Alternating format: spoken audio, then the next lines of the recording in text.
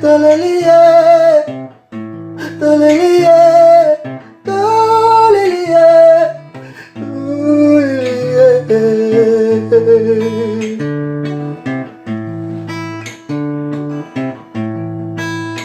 bolanda emission na bino tango ya bosolo esika wapi ukuibo bosolo bona bosolo nde bokososola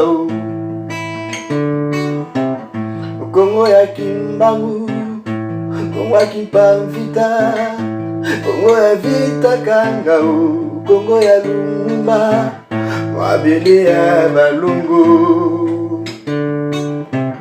Émission ya Yonanga, émission ya Biso Banso, émission ya Yonaye, émission ya Bahilo.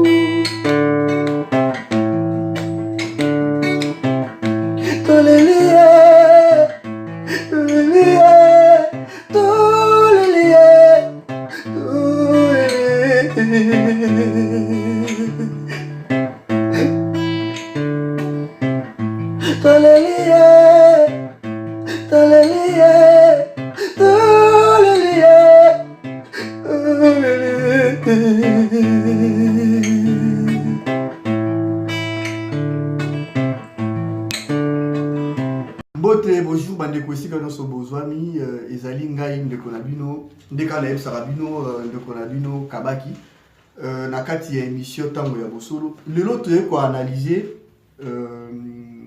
tout ça un peu résumé na histoire ya Congo. En fait toyebi que ba situation auto zo traverser lelo pour na Congo. En tout cas batebele bazo koka koye baté ceux qui passent autour ça rango lelo zo utawapi.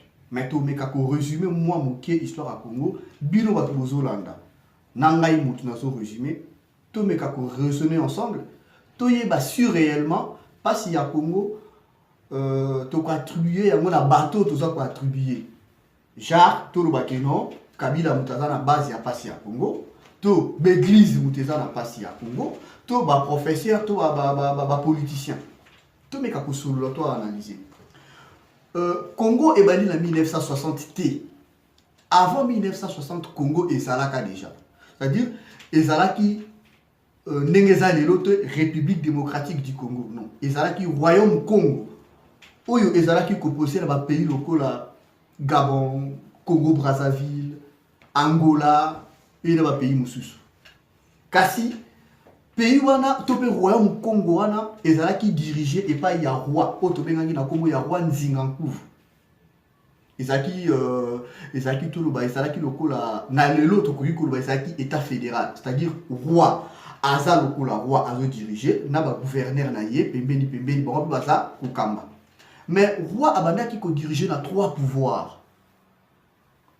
moko ezalaki côté politique côté na yeboko roi azalaki na pouvoir spirituel et azalaki pe sous na pouvoir côté ya technologie, c'est-à-dire roi avant à diriger et sengeli na batuwana nzinga il faut bazala pour roi koki ko diriger yemo côté il y a un pouvoir à l'époque ezalaki partagé tout dans trois parties, même le lopé en la France et ça la bureau dans l'ombre bato va diriger la France toye baba moti bazali batwana bazali bavanda ka bazotala ba siko to sala ndeni et yaki ko sala que roi a eu à petit contact na ba mindele topi ba paya o ba yaki pa inaye et roi a yaki ko ndima baptême ta mandimi baptême à perdre pouvoir na ye o ya sala ki nango et du coup roi moyen a dirigé sous population topé peuple na ye ezate a commis toujours na écoute ya bato basala ki baptême bato ba pesa ki baptême.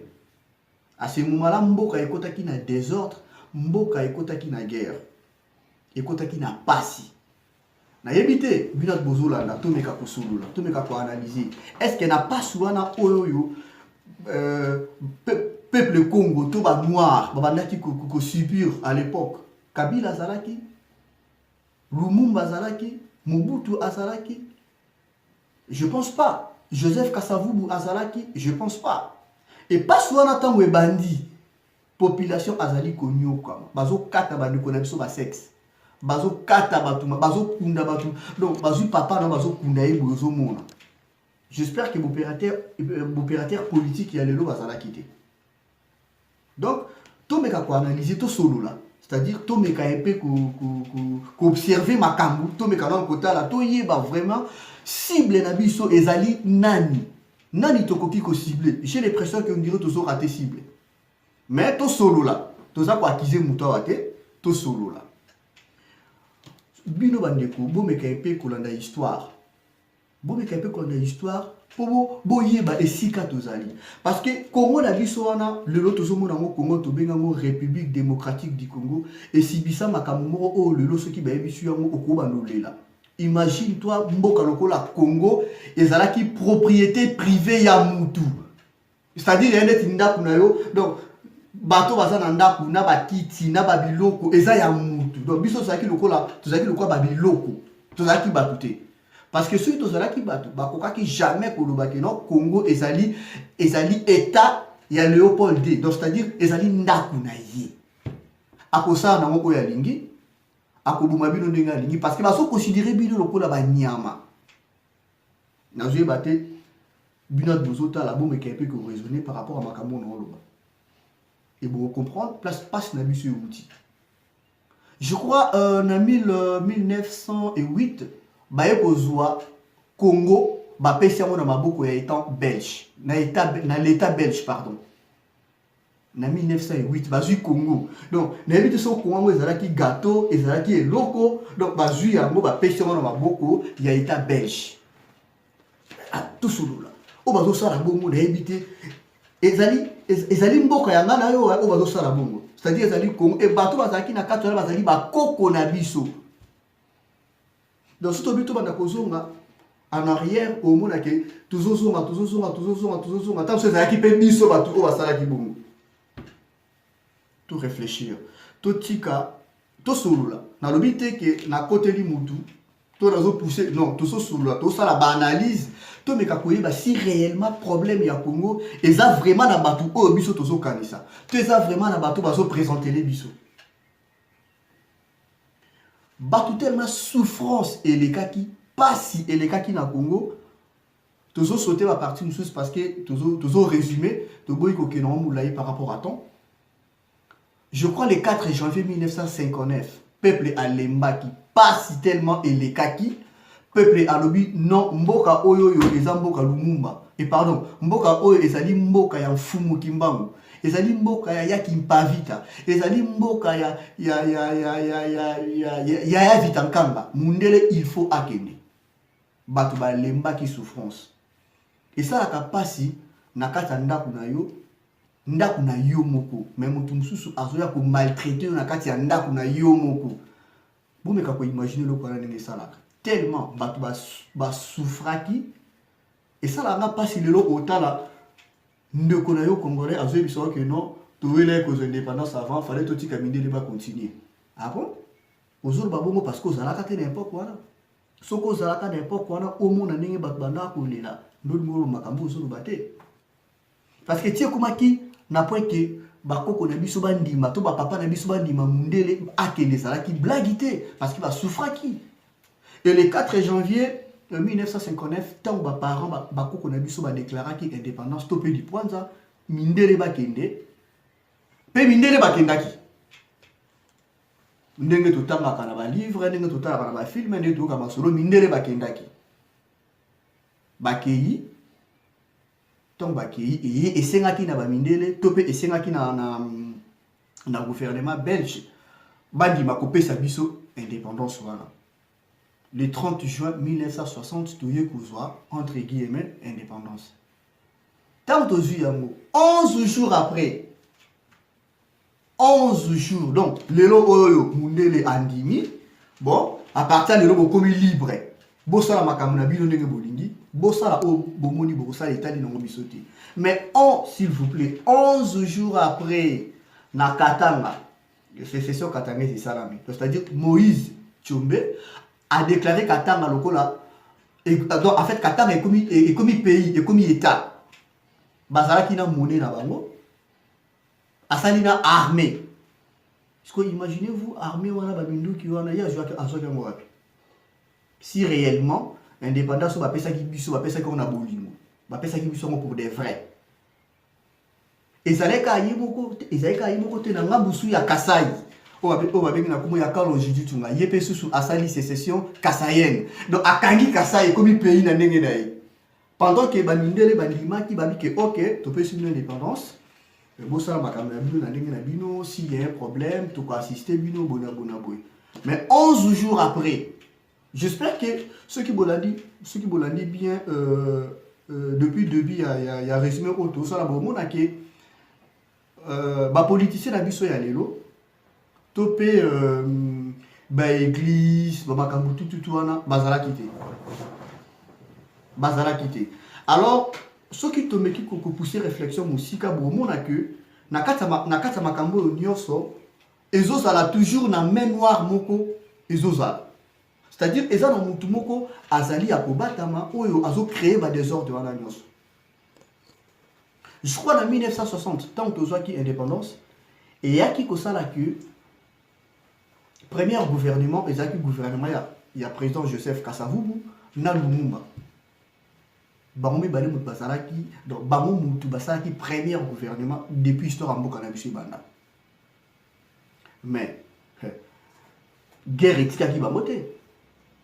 Joseph Kasavubu azalaki président, Lumumba azalaki premier ministre. Mais na Kasai guerre ezalaki, na Katanga guerre ezalaki. Ezali même sort, même politique autozo vivre lelo. Ezali même politique autozo vivre lelo. Parce que batouana mi balé tango bazu pouvoir, bazo kukasu ko travailler parce que ba guerre ezingi bango. Et na conflit wana ya sécession katangaise na sécession kassaïenne et ya qui kosa la président Mobutu a le pouvoir. C'est-à-dire histoire récemment moulin moi tout expliquer nous c'est par rapport à temps parce que ça résumé en 1965 président Mobutu a eu pouvoir. Donc président Mobutu a eu pouvoir en 1965 ayeba kite nini o ezozela e place o yazovanda. Croyant que Lumumba na Kasavu basala qui bien teye muta osala bien. Or, qui tu wana eza liberté. Eza na batu o bazo manipuler bango eza na batu ba osala sala ba shi wana. Ya on osenga na ba papa na biso. J'espère que vous avez ba koko pona ngai. Bato basala ki na premier gouvernement et belé lelo basala na gouvernement o e bazo sala. Oui, bon mais peut expliquer biso vérité ya histoire à Congo.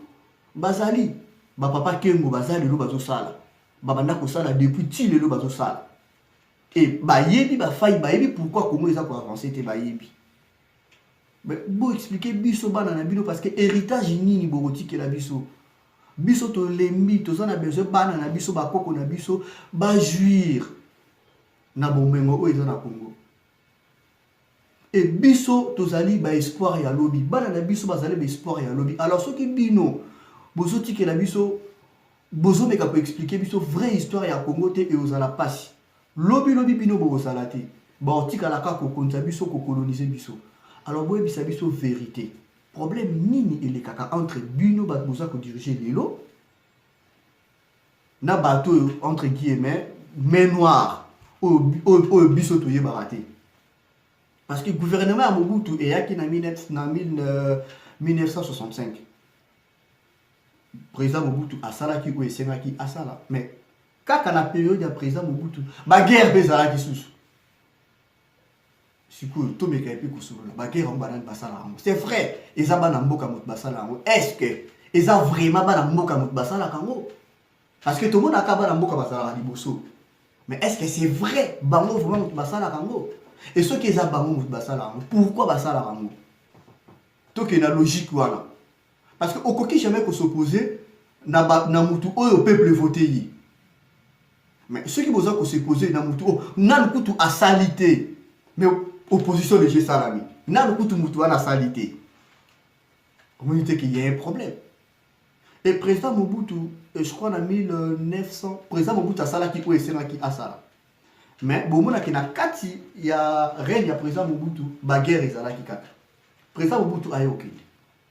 musée Laurent Désiré Kabila ayekoya yepetanga ayekoya baguerre ezo continuer kaka musée Laurent Désiré Kabila tangu ayekoya avandi na pouvoir population elingaki parce que population balembaki pasi to nzala oyo bavivaki na époque ya président Mobutu sachant que pasi to nzala wana euti depuis mais lokola population na habité ceux qui balangwisa biso masanga population azokoka ko se discerner te ayeba atuna problème ni nezoleka toyamba président président musée Laurent Désiré Kabila toyambiye musée Laurent Désiré Kabila asali oyo esengaki asala biso nyonso toyebi oyo musée asalaki mais kaka na époque ya musée wana baguerre ezalaki kaka baguerre yango banani ezali bana mboka mutu baza na première ligne mais derrière bango toyebi te mais tomeka ko réfléchir toza ko accuser mutu te ezali émission ya politique te tozali juste kosala ba analyse par rapport à ba fait toboyi à chaque fois tourner à 40 parce que mboka na biso eza ko avancer te so ko tali bilan ko banda 1960 style le omona ke bozala banda ko bozala ba résultat et président musée Laurent Désiré Kabila a oumela quitté accueilli tant accueilli président Joseph Kabila ayekoya ayekokuta même politique wana ya bitumba na est yekutu na temps ya reine na ye amekaki un peu ko benga bato bazalaki ko sala bagueur baya ba vendre ensemble ba meka un peu ko solola pour na venir à Congo ou yaki ko mema biso na gouvernement ya 4+1 ezaki bato loka bazaria Sourouberwa ba Jean-Pierre Bemba ba Zaïd Ngoma bato wana nyonso bazalaki ba chef ya ba rébellion et ba ye basali gouvernement 4+1 pour mboka ekene liboso et depuis basalaki gouvernement 4+1 wana ti lelo boyebi mboka situation eza na lelo alors tout ça quoi qu'ils aient monté et ça li banalise tout ça là si que na résumé auto tu ko ça là toi attribuer malheur ya Congo et pas nani pe binot bozola ndanga nanda to be kapé ko raisonner ensemble par rapport à l'analyse ba guerre chaque gouvernement to chaque président zoya azokuta na ba guerre oui président tant que garant de la nation a sa part ya responsabilité mais nini siko nini oyo esala kaki ndenge papa na biso alobaka to ndeko na biso musicien alobaka ko sepelaka plus na mutu oyo apamusio ko sepelaka il faut ko sepelaka plus na mutu oyo alingi ma ya misu no ekita ke mutu oyo ayaka kopangusa ko ma ya misu donc yo zo kopangusa ma ya misu oui c'est bien opangusa ma ya misu mais na osepela plus na mutu oyo azolinga te ma ya misu ebimangai parce que yo so ya kopangusa ma ya misu sina leli déjà mais ye azolinga kutu te na lela donc c'est-à-dire il faut to yeba elo ni tozolinga to sala parce que no kite tozo sala combat na elili mutu to bunda na ye to yebi ete président Kabila au sala 5 ans okende et après comment bongi non Mungulu Diaka j'espère que bazaba papa na biso mais bon ce qui sera par rapport à Nina Bakumbu papa voilà papa Mungulu Diaka alobaka que eza na kaka camion moko bazo changer ba chauffeur mais tout linga to ba pourquoi le baki bongo camion mo ezani ba chauffeur bazaba nani et ba nani bazo gérer camion na pas changer ba chauffeur et ça banalise tout ça la banalise par rapport à makambo na nyoso. Donc voilà, et ça là qui juste analyse au ngai na meka qui un peu ko raisonner binat bozota la ngai ceux qui te koki ko raisonner ensemble bocha ba commentaire na c'est bo s'abonner massivement à la page de biso les jeunes s'interrogent comme ça parce que toza ba jeune to koki ko vivre loko la bon eza ko fingate mais to ko vivre loko la papa na biso parce que papa na biso bazalaki bato banda ko ndima sans pourtant ba vérifier babana ki ko ndima ndenge l'église ba yebisa biso bondima mais zala na kondima or na koki jamais kondima eloko nga na monité faut na mona après na ndimi que oui effectivement makambo eza ya solo Alors biso ba jeune ils attendent na biso parce que espoir il y a lobby et pas na biso. Et nini autotique la bana na biso. Nini autotique la bakopo na biso. Ce qui toza ko continuer boye tozalaka toujours nasuka ta la Chine lelo place ekomi. Ta la Chine lelo place ekomi. Okoki jamais kotonga mboka na foi. Batonga mboka na foi te. Mboka batonga na loi. Mboka batonga na mibeko. Kasi pona otonga mboka na mibeko, il faut oyeba histoire na yo. Histoire na yo yango ekosala ke o se situe, oyeba ko se situer, oyeba place aux alliés. Tant on déjà place aux alliés, on a la facilité, il y a au monde a déjà venir na yo. Yango to yeba histoire à Congo. To yeba histoire à Congo, to comprendre makambo ebele. Alors merci Bandeko, Nathan na bina muke oyo bopesi ngai pour tout partager moi analyse oyo ndeka na biso bino bo s'abonner comme ça. S'il y a des commentaires à faire, bon sali, nassé, comme ça tu vas partager. S'il vous plaît, bota la émission Oyo, n'a pas tendance té. Kofinga ezali arme faible. Kofinga ebongisaka mboka te. C'est-à-dire ceux qui ont vraiment la besoin, il y a en fait ceux qui ont la bolingo ya Congo, il y a kato solo là.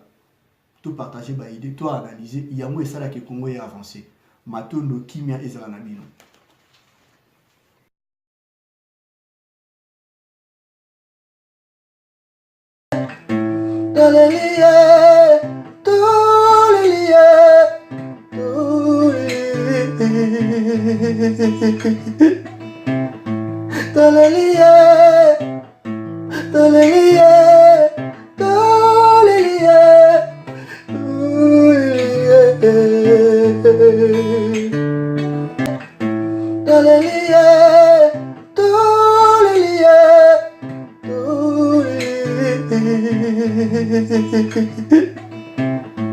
Hallelujah.